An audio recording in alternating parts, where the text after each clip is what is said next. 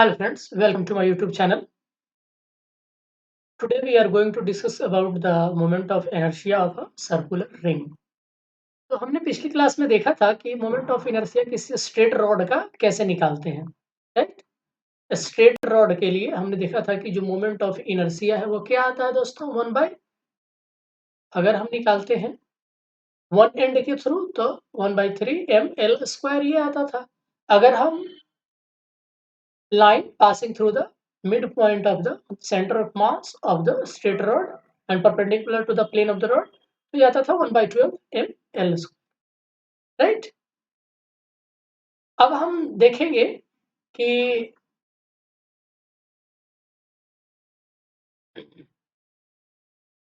अब हम ये देखेंगे कि सर्कुलर रिंग के लिए मोमेंट ऑफ इनर्शिया कैसे निकालते हैं, ठीक है? चलिए, तो हमारा एक चीज कॉमन है सभी चीजों में।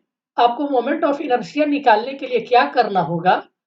आपको मास कैलकुलेट करना होगा उस एलिमेंट का, है जो आप एलिमेंट चूज करते हो निकालने के लिए, ठीक ना?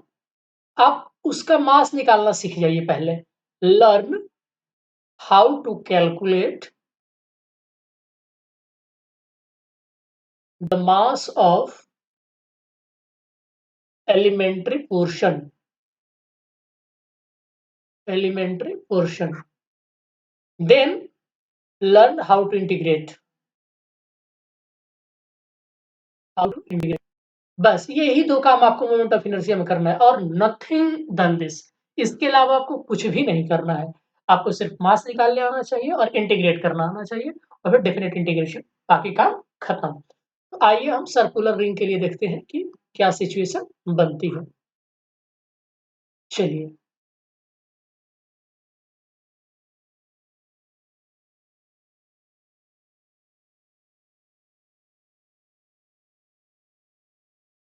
तो मोमेंट ऑफ हम इसका क्या करेंगे, सपोज करिए कि एक सर्कुलर रिंग है, तो इसके एक्सिस ऑफ सिमेट्री कौन-कौन से होंगे? एक्सिस ऑफ सिमेट्री होगा एक वो लाइन जो इसके सेंटर से पास करेगा और जिस प्लेन में रखा हुआ है उस प्लेन के परपेंडिकुलर होगा, है ना?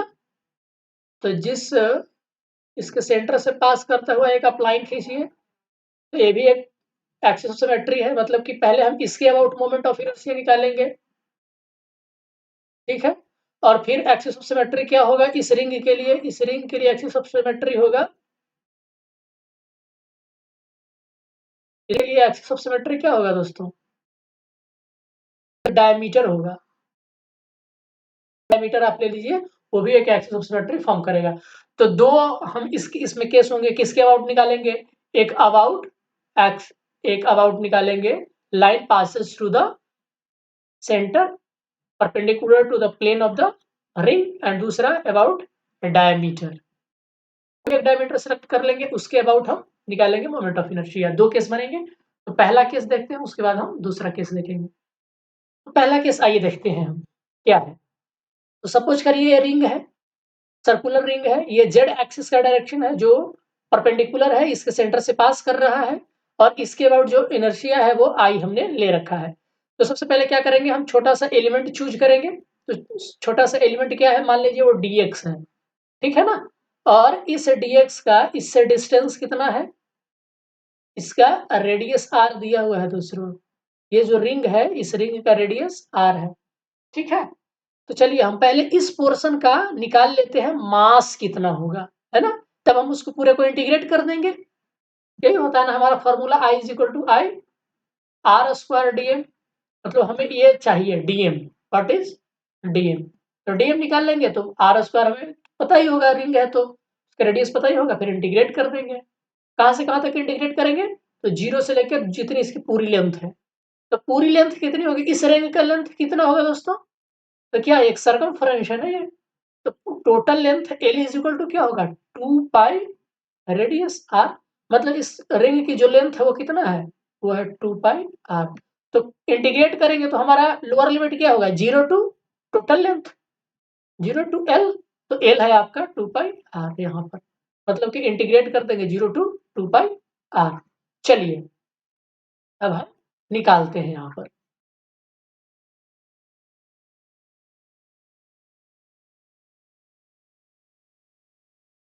तो देखिए सपोज करिए कि टोटल जो रिंग है उसका मास m है, ठीक है, m है। तो कितने लेंथ का मास m है? 2 पाई r का ना, 2 पाई r लेंथ रिंग का मास जो है वो m है। तो यूनिट लेंथ का मास कितना हो जाएगा? m upon 2 pi r। तो dx लेंथ का मास कितना हो जाएगा? m upon 2 pi r into dx। यानी कि ये जो छोटा वाला dx देख रहे हैं उसके लिए मास कितना आ जाएगा? मास ऑफ लेंथ, आप पूरा लिख लीजिएगा, elementary length, mass of elementary length गया m upon 2 pi r into dx। बस अब हमें क्या करना है? तो मोमेंट ऑफ इनर्शिया क्या होगा? सिर्फ इस मास का मोमेंट ऑफ इनर्शिया, तो I बराबर mr स्क्वायर, मतलब कि di बराबर, मतलब सिर्फ इसी का इनर्शिया निकाल रहे हैं हम, तो di बराबर about this axis, Z axis, तो di बराबर मास इंटू डिस्टेंस का r स्क्वायर। तो एक्सिस से डिस्टेंस भी तो इसका r ही है, यानी कि मास कितना है? m upon 2 pi r dx mass into r square, मतलब r स्क्वायर। देखिए एक r से एक r कैंसिल हो जाएगा, कि क्या बचेगा यहाँ पर? तो m upon 2 pi r square dx। ये आ गया आपका elementary moment of inertia of this elementary length dx। dx का आपका निकल गया मोमेंट ऑफ इनर्शिया, ठीक है। चलिए अब हम इसको इस इनर्शिया को अगर इंटीग्रेट कर देंगे होल लेंथ के लिए, तो क्या हमारा निकल आएगा? इंटीग्रेट कर देंगे कहाँ से कहाँ तक? लेंथ कितना है? 0 to total length 2 pi r, nothing. तो I is equal to total inertia निकालने के लिए आपको क्या निकालना होगा? 0 टू 2 पाई r dl, ठीक है। आपको दोस्तों ये सब कथा कहानी लिखने की जरूरत नहीं है एग्जाम में, आप सिर्फ एलिमेंट्री मास निकालिए, फिर उसका एलिमेंट्री मास का मोमेंट ऑफ इनर्शिया निकालिए और फिर लिखेंगे डायरेक्ट कि the total inertia of the ring. तो इसको इंटीग्रेट कर दें। अबाउट आप ये मत लिखना भूलिएगा अबाउट द एक्सिस, क्योंकि इसमें एक्सिस का ही सबसे ज्यादा रोल है, जेड जेड एक्स। इसको आप निकाल लीजिए m upon 2 pi r dx, ये तो हुआ ना r dx 0 to 2 pi m upon 2 pi r dx। आप निकाल लीजिए m अपॉन 2 पाई, तो ये सब कांस्टेंट है, बाहर आ जाएगा इंटीग्रेशन से। वेरिएबल तो सिर्फ dx है, तो dx का इंटीग्रेशन x होता है, जानते हैं आप, ठीक है। इसको इंटीग्रेट कर दीजिए 0 टू 2 पाई, तो x के लिए सिर्फ 2 पाई r आ जाएगा, यानी कि m upon 2 pi r into कितना हो जाएगा? 2 पाई r। 2 पाई से कैंसिल, क्या आ गया? m r square. इसका मतलब है कि सर्कुलर रिंग का जब हम मोमेंट ऑफ इनर्शिया निकालते हैं about the axis passes through the center and perpendicular to the plane of the ring, ठीक है। तो उसके लिए आ जाता है सिंपली आप रिंग के मास और उसके रेडियस के स्क्वायर से मल्टीप्लाई कर दीजिए, वही आपका आ जाता है टोटल मोमेंट ऑफ इनर्शिया। ये फर्स्ट पार्ट है आपका, इस एक्सिस के अबाउट मोमेंट ऑफ इनर्शिया निकल आया। अब दूसरा पार्ट है कि किसी डायमीटर के अबाउट हम मोमेंट ऑफ इनर्शिया निकालें, तो आइए वो भी देख लेते हैं हम। बहुत ही सिंपल सा लॉजिक है इसमें, हम लोग पढ़ चुके हैं परपेंडिकुलर एक्सिस थ्योरम, तो उसी बात का इस्तेमाल करेंगे परपेंडिकुलर एक्सिस थ्योरम। अब जिन भाइयों को समझ में नहीं आ रहा है कि परपेंडिकुलर एक्सिस थ्योरम ही क्यों लगेगी यहाँ पर, तो प्लीज जाकर हमारा पीछे वाला वीडियो देख लीजिए कि क्यों हम यहाँ पर परपेंडिकुलर एक्सिस थ्योरम अप्लाई कर रहे हैं। तो एक बार हम रिकॉल कर लेते हैं कि परपेंडिकुलर एक्सिस थ्योरम क्या कहती है। तो परपेंडिकुलर एक्सिस थ्योरम ये कहती है कि अगर सपोज करिए कोई, ये सिर्फ प्लेन लैमिना के लिए था, याद रखिएगा, कि सपोज करिए कि हमने इसके अबाउट मोमेंट ऑफ इनर्शिया निकाल लिया है।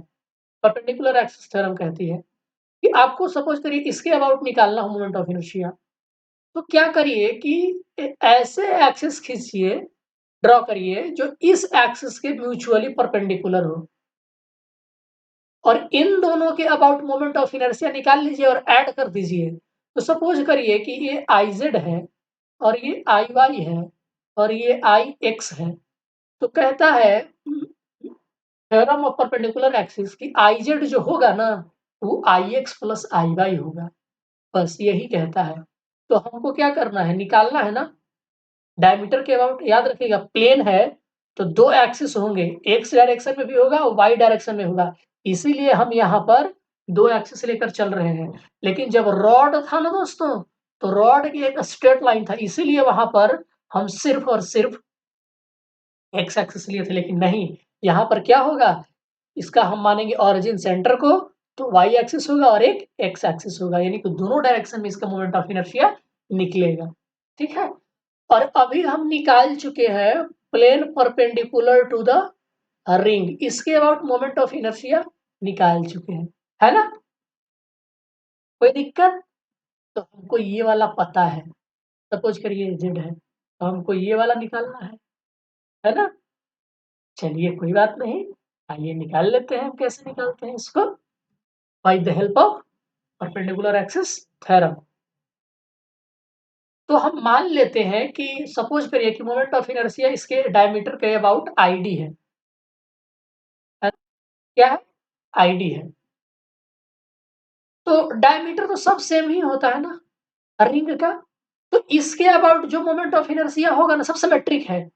आप डायमीटर कोई भी खींचिए, सब सिमेट्रिक है पूरा। इसके अबाउट भी सिमेट्रिक है, इसके अबाउट भी सिमेट्रिक है। मतलब कि अगर आप इसके अबाउट मोमेंट ऑफ इनर्शिया निकालिएगा और इसके अबाउट मोमेंट ऑफ इनर्शिया निकालिएगा ना, दोनों सेम का सेम होगा, दोनों क्या होगा, सेम होगा। ठीक है, इसका मतलब ये है कि अगर ये आईजेड है और ये आईडी है और ये भी आईडी है, तो आईजेड बराबर क्या हो गया, आईडी प्लस आईडी, किसके द्वारा, बाई पैरेलल एक्सिस थ्योरम। ठीक ना, राइट? हम ऐसा क्यों कि आईडी आईडी दोनों के बीच क्यों हो, क्योंकि दोस्तों डायमीटर के अबाउट जो सर्कुलर रिंग होता है वो सिमेट्री होता है। आप कोई भी डायमीटर खींच के देख लीजिए, वो सेम ही आपको मिलेगा। ठीक है ना, इसीलिए हमने दो जो भी मोमेंट ऑफ इनर्शिया होगा दोनों डायमीटर के अबाउट, वो दोनों सेम होगा। यानी कि अगर मान लिया जाए कि ये आईडी है, डायमीटर के अबाउट आईडी आईडी, और ये सिर्फ आई है, तो आईडी बराबर क्या हो जाएगा, ID plus ID is equal to I by the help of perpendicular axis theorem. क्षमा कीजिएगा, ये परपेंडिकुलर एक्सिस थ्योरम, मैंने सिंबल लिख दिया था पैरेलल वाला, नहीं, परपेंडिकुलर एक्सिस थ्योरम। तो यही चीज यहाँ लिखा हुआ है, दोनों सेम है, तो यहाँ से आई, 2 आईडी बराबर आई हो जाएगा, मतलब आईडी बराबर हाफ आई। मतलब कि moment of inertia about the diameter of a circular ring is equal to the half the moment of inertia about the line passes through the center and perpendicular to the axis of the ring, यानी कि id is equal to half mi square.